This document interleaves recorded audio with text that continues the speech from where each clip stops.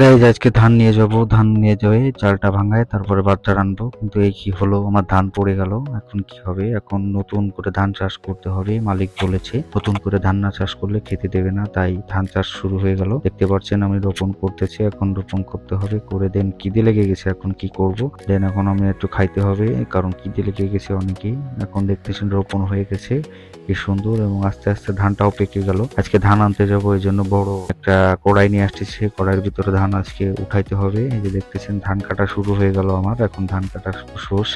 এখন আস্তে আস্তে সে ধান কাটা শেষ করে এখনই ধান বেড়ে নিতে হবে। বড়ই বড়ই ধান সব আলাদা করতে হবে। এখন ধানটা দেখতেছেন কি সুন্দর কষ্টের ফসল। এখন বস্তা ভরতে হবে ধানের ভিতর, বস্তা ভরে বস্তা নিয়ে বাসার দিকে যাইতে হবে। বাসায় যাওয়ার পরে দেন ধান শুকানো হয়ে গেছে অলরেডি।